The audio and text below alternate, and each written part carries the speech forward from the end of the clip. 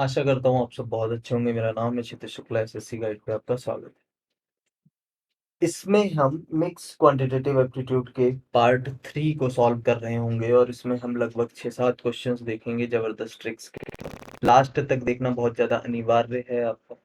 ठीक है, चैनल पे नए हो तो एक बार सब्सक्राइब करके बेल आइकन दबा लो। चलो स्टार्ट करते हैं। A sum is invested for 3 years at compound interest at 5%, 10% और 20%। ठीक है, in 3 years। If the sum amounts to इतना, देन फाइंड द सम। ठीक है जी।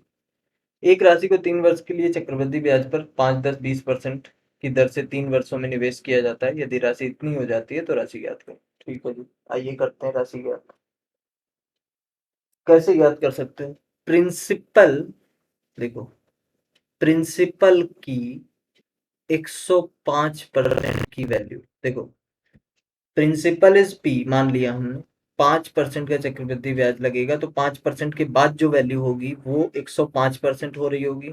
फिर 10% यानी कि 110% इस तरीके से। फिर 20% यानी 120% इस तरीके से। और एक्चुअल में ये जो वैल्यू है 16,632, ये इस वैल्यू के बराबर आएगी। ठीक।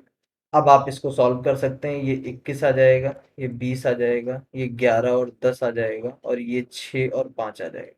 ठीक है। अब आप इसको और कैसे सॉल्व कर सकते हैं? 11 से अगर आप काटना चाहें तो भाई 11 एकम 11 बचा 5 हुआ 56, 11 बचे 55 बचा 1 हुआ 13, 11 एकम 11 बचा 2 हुआ 22, 11 दूनी 22। ठीक है जी। और कुछ हो सकता है? 21 से देखते हैं। 21 सत्ते 147 बचा 4 हुआ 42, 21 दूना 42। ठीक है भाई साहब। 6 से आप इसको करोगे, 6 12 72 हो जाएगा, 20 पंचे 100 और 100 और 0 मिला लोगे तो 1000 हो जाएगा। 1000 को 12 से गुणा करेंगे तो पी की वैल्यू आपके सामने आ रही होगी 12,000। देखो, कैलकुलेशन इज योर पार्ट। ठीक है, अब वो भी मेरे से कराओगे, हालांकि मैं करता हूँ, लेकिन अगर ना भी समझ में आए तो एक बार पीछे करके देखोगे तो समझ में आ जाएगा। सेकंड क्वेश्चन देखते हैं। The side of a triangle are in the ratio, अच्छा, द में टी बड़ा होगा, ठीक है, कोई बात नहीं, चलता है। The sides of a triangle are in the ratio 1:2, 1:3 and 1:4 if the perimeter is this much, find the length of the smallest side. ठीक है जी। रेशियो ऑफ साइड्स आपको गिवन है, हाउ मच? 1:2, 1:3, 1:4। इस टाइप के रेशियो को हम कैसे सॉल्व करते हैं? आपको पता है, एलसीएम लेते हैं इन दोनों में, तीनों में एक्चुअली। एलसीएम आता है 12। और 12 को आप क्या कर सकते हो, ऐसे भी कर सकते हो, देखो, सभी को 12 से गुणा कर दो इस तरीके से। ठीक है, सभी में 12 से गुणा करने से होगा क्या? ये ऊपर आ जाएगा 6, ऐसे ही ये यहाँ पे आ जाएगा 4, ऐसे ही ये यहाँ पे आ जाएगा 3। तो एक्चुअल में जो रेशियो आया तीनों साइड्स का वो 6, 4, 3 आया। उसने कहा कि पेरीमीटर 52 है।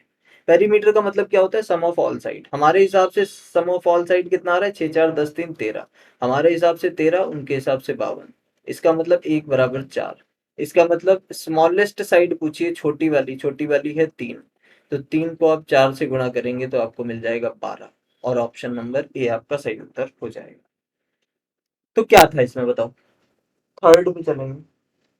ए की सैलरी बी की सैलरी से 25% ज्यादा है तो बी की सैलरी ए की सैलरी से कितने परसेंट कम है? इससे इजी कुछ हो सकता है, बट आते हैं पेपर में ये सवाल भी। आप कहेंगे ए की सैलरी बी की सैलरी से 25% ज्यादा है तो बी की 100 मानी तो ए की हो गई 125। अब वो कह रहा है कि बी की सैलरी कितनी कम है, सॉरी, हाँ, सही तो है। वो पूछ रहा है how much percentage B salary less than A's, यानी कि बी की सैलरी कितनी कम है। तो पैसे में 25 कम है, बट परसेंटेज में कितनी कम है? नीचे क्या आएगा? 100 आएगा, 125 आएगा। देन के बाद जो लिखा है वो आएगा नीचे। देन के बाद लिखा है ए और ए की वैल्यू है 125, बट इंटू 100 कर लोगे तो ये 5 बाद में जाएगा और ये 5 से 20 बाद में जाएगा। सो इसका मतलब है option number B is the correct answer. ठीक है। So this is how you can solve this kind of questions very easily.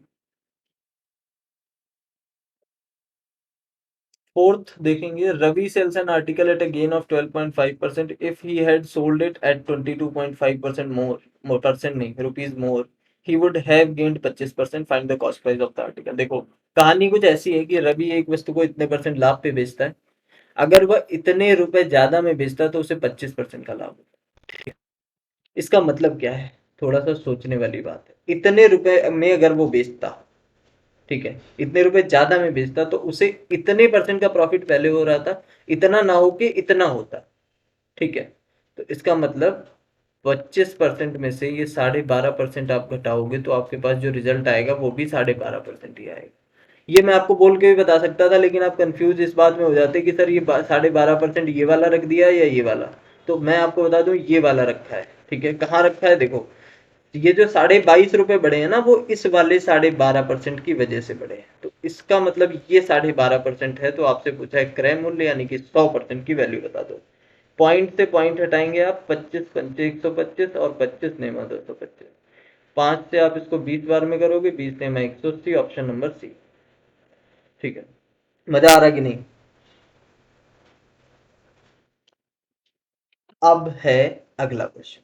A certain job was assigned to a group of men to do it in 20 days, but 12 men did not turn up for the job. अच्छा जी। And the remaining men did the job in 32 days. Find the original number of men in the group for, ठीक है। कहने का मतलब ये है कि एक कुछ निश्चित काम को 20 लोगों को करने के लिए सौंपा गया, लेकिन 12 आदमी आए नहीं काम पे। लॉकडाउन चल रहा होगा, हो सकता है ना। और शेष पुरुषों ने 32 दिन में काम किया। इसका मतलब शेष पुरुषों ने लॉकडाउन का नियम तोड़ा, तभी तो वो आए। ज्ञात क्या करना है कि समूहों में पुरुषों की वास्तविक संख्या क्या है। तो देखिए, मान लेते हैं कि एक्स लोगों को काम सौंपा गया, तो आपको मैंने एक फॉर्मूला बताया, M1 D1 H1 upon W1 equals to M2 D2 H2 upon W2। ये चीज मैंने आपको स्टार्टिंग में ही बताई हुई है टाइम एंड वर्क की काफी सारी वीडियोस, ठीक है। जितना जरूरत है उतना रखो, बाकी वो लौटा दो। इसका मतलब क्या है कि दिन और आदमियों की बात हो रही है तो हम सिर्फ इतना फॉर्मूला रखेंगे, इतना M1 D1 equals to M2 D2। जो चीज नहीं है उसे छोड़ दो, बाकी फॉर्मूला सारा काम करता रहेगा, ठीक है जी। इसी तरीके से हम इस सवाल को सॉल्व करेंगे। देखो अभी बताते हैं कैसे। तो कहानी कुछ ये है कि 20 दिन, ठीक है। देखो यूज में क्या कर रहा हूँ, M1 D1 equals to M2 D2, ये चीज यूज कर रहा हूँ मैंने। तो मैंने मान लिया कि भाई एक्स लोगों को काम सौंपा और 20 दिन के लिए सौंपा, ऐसा बोला है क्वेश्चन, ठीक है। लेकिन वो कह रहा है कि 12 लोग तो आए नहीं। एक्स लोगों को काम सौंपा ये मैंने माना था, जिसमें से 12 नहीं आए, तो लोग कितने बचे, x-12। भाई एक्स टोटल मैंने माने थे, उसमें से 12 आए नहीं, तो x-12 आए। इसका मतलब कितने दिन में कर पाए, 32 दिन। यहाँ से आपको ओरिजिनल संख्या पता चल जाएगी, ठीक है। 4 से आप 5 बार में, 4 से आप 8 बार में, तो यहाँ से आपको 5x equals to 8x minus 12×8 = 96। इसको आप घटाओगे तो 3x बराबर 96, तो x की वैल्यू आपको मिलने वाली है 32। और 32 जो है, आपको क्या लगता है यही आपका उत्तर है सही? 32 आपके सवाल का सही उत्तर है, ठीक है। तो इस तरीके से हम इस टाइप के क्वेश्चंस को सॉल्व करेंगे। पसंद आए तो एक बार लाइक करो वीडियो को, और चैनल पे नए हो तो एक बार सब्सक्राइब करके बेल आइकन दबाओ। नेक्स्ट सवाल देखते हैं हमारे पास है भी कि नहीं। चलिए चलते हैं नेक्स्ट क्वेश्चन की तरफ। और ये रहा एक और question. A vessel contains liquid A and B in the ratio 5:3. If 16 liters of mixture are removed and the same quantity of liquid B is added, then the ratio becomes this much. What quantity does the vessel hold? इस type के सवाल को करने का मैं basic से बता देता हूँ आपको, ताकि आपको समझ में भी आ जाए कि कॉन्सेप्ट है क्या। वैसे तो आपको पता है कि इस टाइप के सवाल को करने का एक सिंपल सा फॉर्मूला भी होता है, जो कि बहुत प्रेवलेंट है, आप सभी लोग जानते भी हो। लेकिन इसको बेसिक से कैसे किया जाएगा ये समझ लीजिए। ए और बी का रेशियो कितना है भाई, 5x और 3x मान लिया हमने, ठीक है। ये ए की कहानी है और ये बी की कहानी है, जो हमें लास्ट में बतानी है।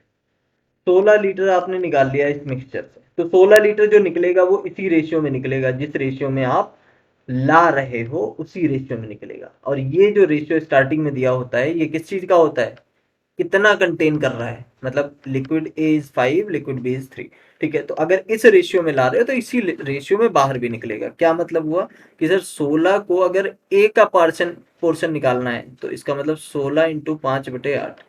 5/8 कहाँ से आ गया, 5 + 3 ये वाला। तो ए के लिए कितना हो जाएगा, 10 लीटर। बात समझ आ गई? ये ए का पोर्शन है क्योंकि 5 के लिए निकाला था, 3 के लिए निकालोगे तो अब आ जाएगा। अब ए में से 10 लीटर निकाल लिया गया, बी में से कितना निकालेंगे? देखो टोटल 16 निकाला जिसमें 10 ए का है तो बी का 6 होगा, है ना। आगे कह रहे हैं कि उतनी ही क्वांटिटी का लिक्विड बी ऐड कर दिया, ठीक है। कितनी क्वांटिटी? जितना निकाला, यानी कि 16 निकाला तो आपने 16 ही ऐड कर दिया। ऐसा करने पे आपका रेशियो हो गया 3:5। अब इसको आप सॉल्व कर लो। तो ये हो गया भाई साहब 25x-50 बराबर, ये हो गया 9x, और ये आपका आ जाएगा यहाँ से 10 या 30, ये 30 आ गया, ठीक है। तो 25 में से 9 जाएगा तो आपके पास 16 आ गया, और 50 30 80 हो गया। x बराबर 16 पंचे 80, x की वैल्यू 5 आ गई। अच्छा, ऑप्शन में भी है।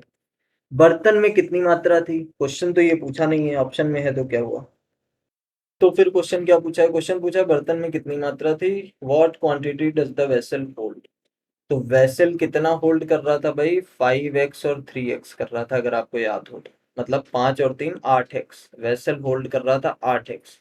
तो 8 इंटू एक्स की वैल्यू 5 है, इसका मतलब 40 लीटर, ठीक है। ये आपका उत्तर है, ना कि आपको जो 5 लग रहा था वो, ठीक है। तो 40 लीटर आपके क्वेश्चन का सही उत्तर है। और ये था हमारी क्लास का आई थिंक लास्ट सवाल जो आपने देखा। इसी तरीके के और जबरदस्त सवाल देखने के लिए चैनल को सब्सक्राइब करें, बेल आइकन दबाएं, पसंद आया तो लाइक भी करें। मिलते हैं अपनी नेक्स्ट क्लास में।